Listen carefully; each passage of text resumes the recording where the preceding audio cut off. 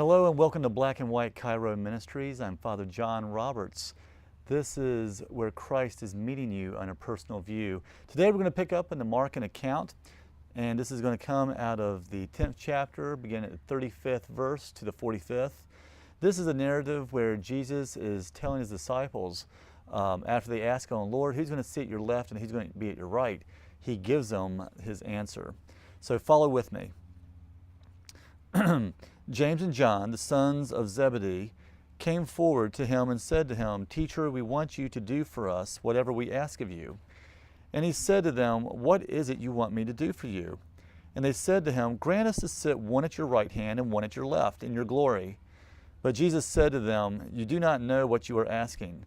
Are you able to drink the cup that I drink, or be baptized with the baptism that I am baptized with?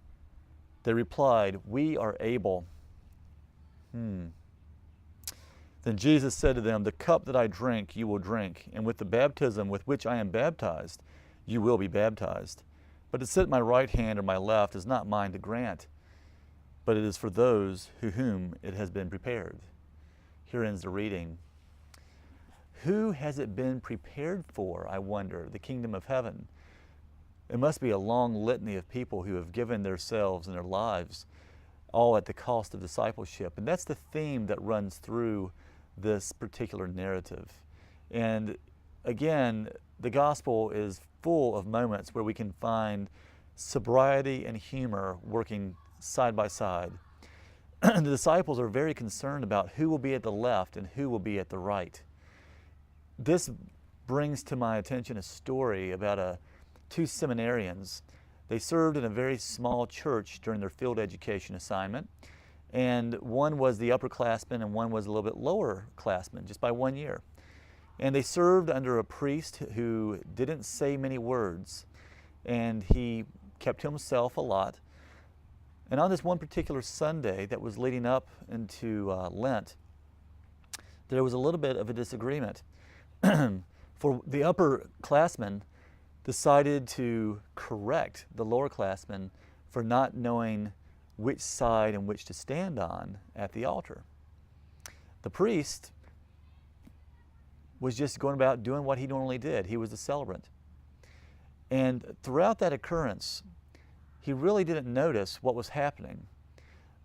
One seminarian was looking at the other with sharp eyes, and the other one was ignoring him. And this went on throughout the service. The sacrament was administered to the faithful, but after that service, the two of them had words, one saying, I can't believe that you would encroach upon my position. I was in the deacon spot, you're supposed to be in the subdeacon spot. Those were the terms that they used. And then it was the lay member who came up to them and he rebuked them, saying, I cannot believe I just witnessed that type of behavior. So concerned they were over who was at the left and who was at the right. Now, if you don't know much about seminary, it's very close quartered. The community is very tight. You begin to know people by their smells and their dress and where they sit, and you just become a firm observer of human behavior, and you know that you yourself are being under scrutiny. I think the disciples, being so close to Jesus, were beginning to see the need in that tight community for order and placement. Like the priest, Jesus probably says, who cares? Who cares if you're at the left or at the right? What matters is how you come up, how you serve is more important than any other quality. And then when those seminarians eventually become priests, they begin to realize what really matters.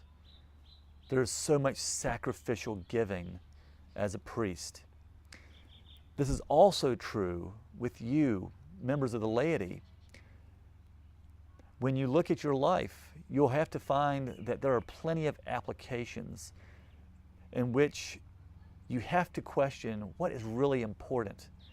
Is it the order and the precision of which I serve God, or is it what's right inside of here in my heart and how I serve Him?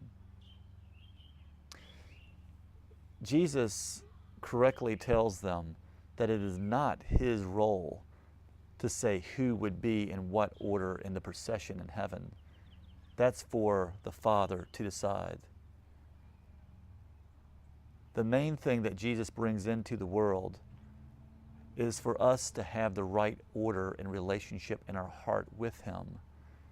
That's what stands out the most, and that's what he's calling us to do. The cup that I drink, the cross that I bear, are the symbols reminding us of that choice to truly give up oneself for the love of another, for the love of Jesus.